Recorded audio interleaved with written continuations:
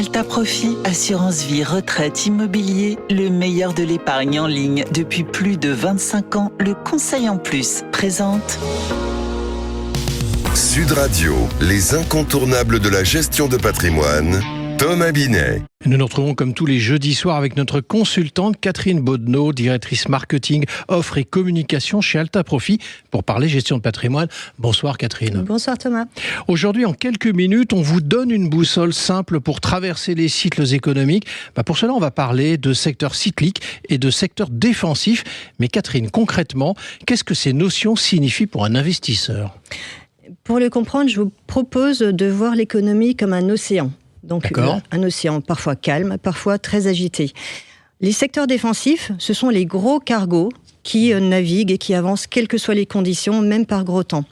Ça va regrouper du coup les entreprises dont l'activité reste stable, même quand l'économie ne va pas bien. À l'inverse, les secteurs cycliques, imaginez-les comme des surfeurs. Ils profitent à fond des vagues de croissance, mais par contre, ils peuvent chuter quand la mer est trop calme. Bon, on va continuer le voyage ensemble, si vous le permettez. On va faire ce tri, justement, Catherine, en gardant l'image du cargo et du surfeur.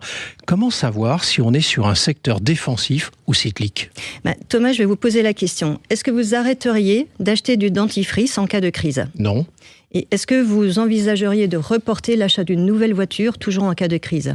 Probablement, oui. Voilà, c'est ça la différence entre les défensifs et les cycliques. Dans les secteurs défensifs, en fait, on va retrouver la santé. Donc, même en pleine crise, on continue de se soigner. Et si on pense à la pandémie de 2020, les valeurs pharmaceutiques comme Sanofi ou Pfizer ont résisté, alors que d'autres secteurs chutaient.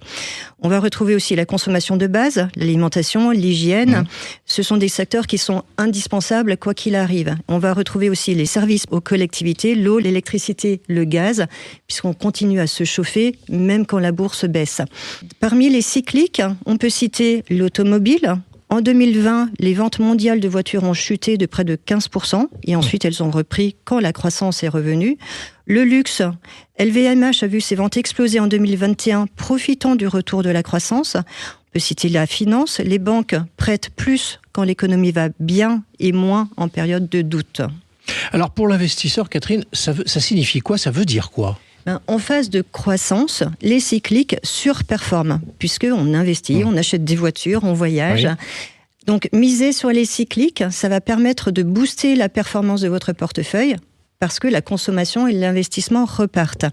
Mais quand l'incertitude s'installe, les investisseurs vont se réfugier plutôt sur les défensifs, qui sont jugés plus résistants et surtout plus prévisibles. Donc les secteurs défensifs, ça va jouer le rôle de bouclier et d'amortisseur en fait des chocs dans votre allocation. Et c'est ce mouvement de balancier qui explique l'alternance de leadership entre ces deux grands secteurs. Alors, ça veut dire, si je vous comprends bien, qu'il faudra arbitrer en permanence entre le défensif et le cyclique ? Pas vraiment. Les crises sanitaires, les tensions géopolitiques, les reprises éclairent parfois. Les cycles s'enchaînent, mais on ne peut pas toujours les prévoir. Et ils sont surtout de moins en moins prévisibles. Et votre stratégie, à vous, elle doit permettre de traverser ces cycles. Alors non, il ne s'agit pas d'arbitrer sans cesse entre les secteurs défensifs et les cycliques. L'approche patrimoniale, ça consiste plutôt à combiner correctement les deux. Donc c'est bien ça, ils ne s'opposent pas, le défensif et le cyclique, ils se complètent. Alors comment traduit-on cela dans un portefeuille ? L'idée, c'est de construire un équilibre sectoriel. Donc on va mixer les deux. On va prendre une base de défensif pour la stabilité et une dose de cyclique pour aller capter la croissance. Et la pondération, elle va dépendre en fait du profil de risque, de l'horizon de placement et du contexte économique et surtout de la capacité de l'investisseur à accepter la volatilité. Alors, Catherine, et pour en terminer, que retenir pour bien investir sur les marchés actions sans avoir recours à la boule de cristal ? Les cycles économiques, ils se succèdent, mais on ne peut pas les chronométrer, ils sont de moins en moins prévisibles. Donc la bonne approche, ça consiste à construire une allocation action qui soit capable de fonctionner dans plusieurs scénarios différents. Associer des secteurs défensifs et cycliques, c'est accepter l'incertitude tout en restant investi. Et c'est la discipline et la diversification, plus que l'anticipation parfaite qui n'est pas possible, qui vont faire la différence sur le long terme. Merci Catherine pour vos explications et on vous retrouve jeudi prochain pour un autre numéro d'Oser Investir, les incontournables de la gestion de patrimoine. Et pour ce qui me concerne, je vous retrouve dimanche matin à 9h25 dans la matinale week-end. Sud Radio, les incontournables de la gestion de patrimoine, Thomas Binet. Avec Alta Profit, assurance vie, retraite, immobilier, le meilleur de l'épargne en ligne depuis plus de 25 ans, le conseil en plus.